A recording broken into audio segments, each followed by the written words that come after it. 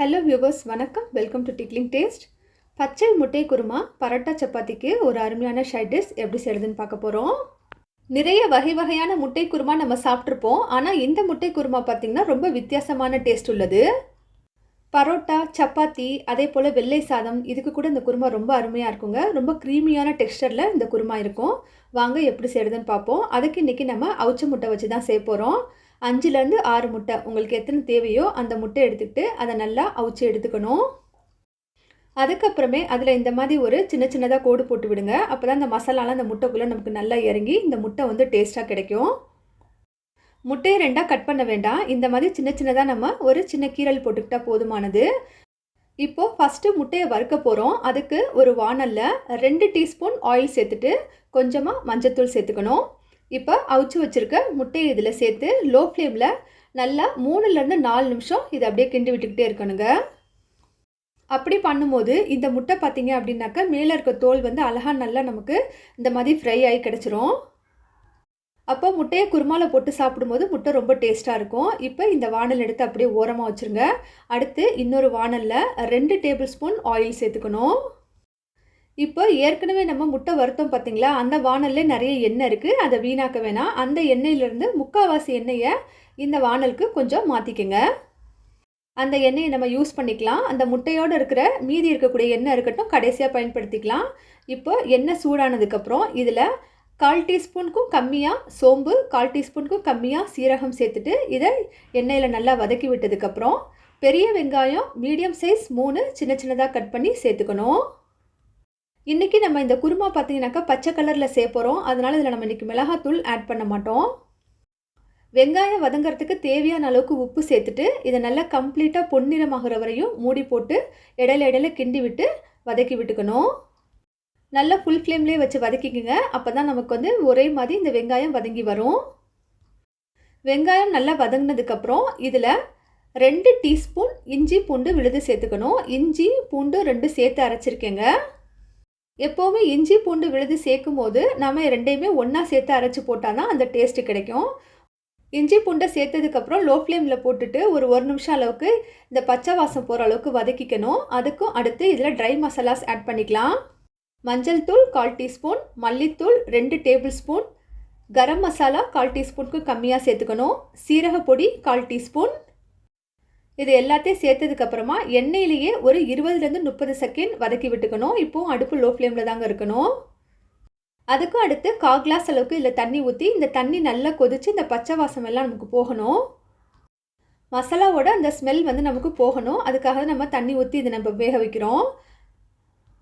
ஒரு 40 செகண்ட் அளவுக்கு லோ ஃப்ளேமில் மூடி போட்டு இதை நல்லா வேக விடணும். அதுக்கும் இடையில மீடியம் சைஸ் தக்காளி 2 எடுத்துக்கிட்டு அதில் 1/2 தக்காளியை மட்டும் இந்த மாதிரி ஃபைன் பேஸ்ட்டாக ஆக்கிக்கணுங்க. அரை தக்காளியை எடுத்து வச்சுக்கோங்க. அதை கடைசியாக நம்ம போடலாம். இந்த மசாலா இங்கே கொதிச்சிட்ருக்க சமயத்தில் நம்ம இந்த தக்காளி பேஸ்ட்டை ரெடி பண்ணி வச்சுக்கிட்டு இப்போ இந்த தக்காளியை நம்ம இதில் சேர்த்துக்க வேண்டியதான். தக்காளி விழுதை சேர்த்துக்கணும். அந்த அரை தக்காளியை வைங்க, கடைசியாக நம்ம சேர்த்துக்கலாம். தக்காளி விழுதை சேர்த்ததுக்கப்புறம் ஃபுல் ஃப்ளேமில் வச்சு ஒரு 40 செகண்ட் அளவுக்கு வதக்கிட்டு அதுக்கப்புறம் மூடி போட்டு ஒரு நிமிஷம் அளவுக்கு வதக்குங்க. இந்த தண்ணி எல்லாமே வற்றிட்டு பார்த்தீங்கன்னாக்கா சைட்லலாம் பார்த்திங்கன்னா நல்ல எண்ணெய் பிரிஞ்சு வரும். அந்த மாதிரி வர்ற வரைக்கும் நம்ம இதை வதக்கணும்.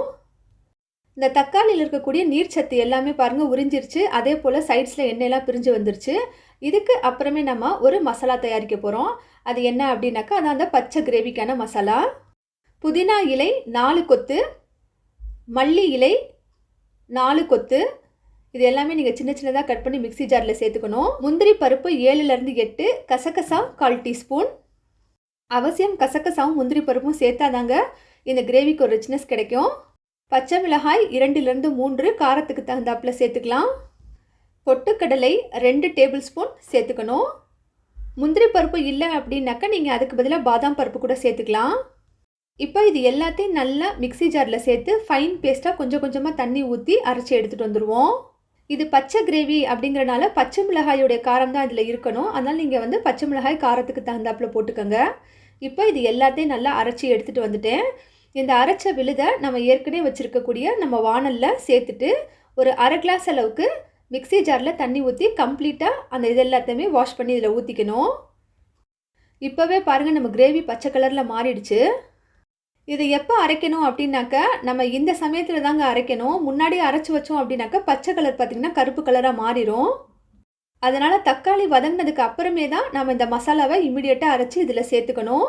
உப்பு ஒரு தடவை செக் பண்ணிவிட்டு பார்த்துட்டு சேர்த்துக்கணும். இப்போ எல்லாத்தையும் நல்லா ஒன்றா மிக்ஸ் பண்ணி விட்டுட்டு லோ ஃப்ளேமில் 1 நிமிஷம் அளவுக்கு இதை அப்படியே குக் பண்ணுங்கள். நல்லா எண்ணெய்லாம் மேலே பிரிஞ்சு வந்துடும்.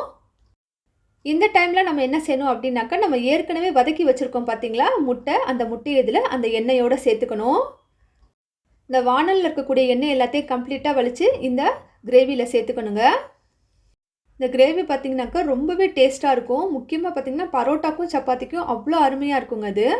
எப்போவுமே ஒரே மாதிரி கிரேவி சாப்பிட்டுட்ருக்கோம். அது மாதிரி இல்லாமல் இன்றைக்கி ஒரு டிஃப்ரெண்ட்டான கிரேவி சொல்லியிருக்கேன். நம்ம முட்டையை சேர்த்ததுக்கப்புறமா உடனே என்ன செய்யணுன்னாக்க, ஏற்கனவே வச்சுருக்கக்கூடிய அந்த அரை தக்காளியை கட் பண்ணி சேர்த்துக்கோங்க.